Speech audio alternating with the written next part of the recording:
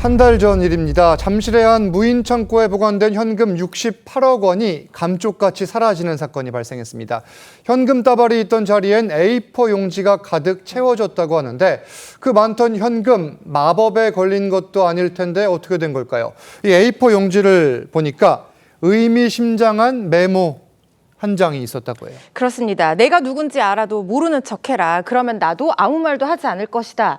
현금이 사라진 자리에 이런 메모가 남아 있었다는 겁니다. 예. 지난달 송파구 잠실역 인근의 임대형 무인 창고에서요. 현금 68억 원이 도난당하는 사건이 벌어졌는데 현금이 캐리어 6개에 나눠서 담겨져서 보관 중인 상황이었는데 이 현금이 사라지고 현금이 있던 자리에 A4 용지에 이런 내용의 메모와 함께 A4 용지로 가득 차 있었다고 합니다.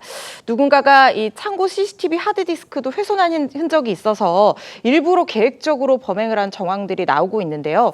피해자가요, 현금이 사라진 지 2주 뒤에 도난 사실을 알아채고 경찰에 신고를 했습니다. 자, 경찰 신고 5일 만에 이 68억 도난 사건의 범인이 체포된 건데 범인은 가까운 곳에 있었습니다. 피해금 관련해가지고 현재까지 압수한 현금은 총 40억 1,700만 원입니다. 피해자가 현금을 보관한 임대형 창고 회사 중간 관리자입니다. 마스터 번호를 이용해서 출입한 곳을 이렇게 파악하고 있습니다. 자, 그러니까 쉽게 들어간 겁니다. 이 현금이 보관돼 있던 창고 운영업체의 직원이었던 건데 고양이에게 생선을 맡겼다 이럴 때 쓰는 말이 될까요? 진짜로 고양이한테 생선을 맡긴 격이 됐습니다. 왜냐하면 이 훔친 A씨가 창고를 임대하는 회사에서 기획, 운영 등의 업무와 더불어서 보안 등의 또 업무까지 맡았다는 거예요. 보안 업무니까 그 훔치지 못하도록 하는 당사자잖아요. 그 사람이 훔쳤다고 하는 건데 이 A씨가 우연히 창고에 거액의 현금이 있다는 걸 알게 됐다고 합니다. 그래서 지난달 8일에 그 창고에 진짜로 돈이 있는지 직원들만 아는 마스터 번호를 이용해서 안에 들어가서 확인을 했다는 거예요. 일종의 사전 답사를 한 거죠. 그렇게 한 다음에 12일 오후 7시 4분경부터 13일 오전 1시 21분경까지 약 5시간에 걸쳐서 돈을 빼냈다고 합니다.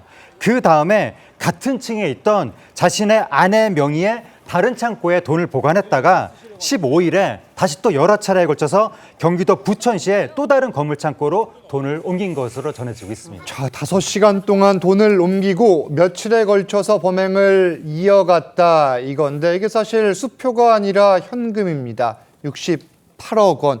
사실 가늠이 안 돼요. 부피가 얼마나 될지. 공범 없습니까? 공범 있는 것으로 파악됩니다. 예. 훔친 돈은 이 A씨가 경기도 부천에 있는 건물에 숨겼는데 경찰은 이 과정에서 A씨의 모친, 그러니까 A씨의 어머니가 도움을 준 것으로 파악하고 있습니다. 경찰은 사건과 관련된 이 피의자의 어머니 또한 작물취득죄로 불구속 입건해서 수사를 하고 있고요.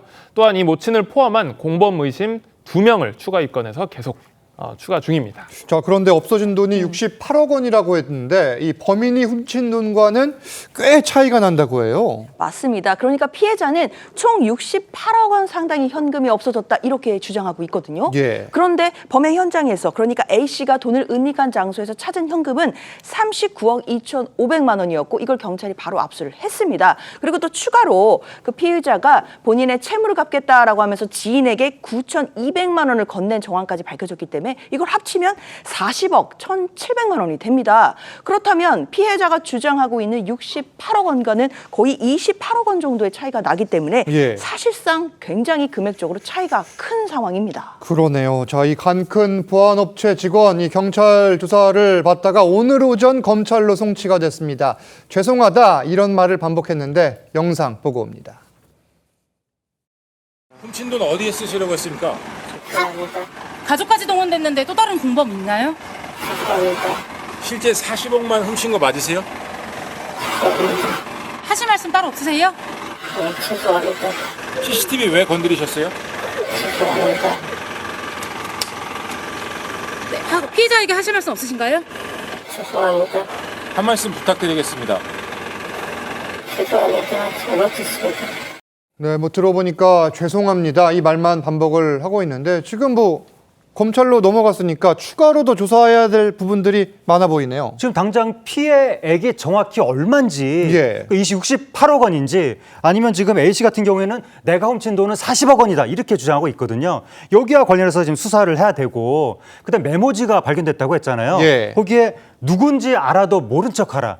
이게 무슨 말인지. 근데 피해자하고 A씨는 지금 우리는 서로 모르는 사이다라고 말을 하고 있다고 하는데 뭔가 미심적인 부분이 많이 남아있는 사건입니다. 자, 여기에 특히 풀리지 않는 미스테리 같은 부분이 있습니다. 바로 68억 원이나 되는 현금 돈다발이 왜 무인 창고에 보관돼 있을까 하는 건데, 이게 사실 뭐 아무 문제가 없는 돈일 수는 있겠지만 저희가 단정 지을 수도 없고요. 다만 출처를 놓고 의문이 계속되고 있어요. 그 의문이 있을 수밖에 없는 부분이 보통 이렇게 거금을 무인 창고에 위험하게 보관하기보다는 은행에 예금을 해두는 경우가 많잖아요. 그렇죠. 그렇기 때문에 수사기관에서는 범죄에 연관됐을 가능성을 살펴볼 수밖에 없는 상황일 겁니다.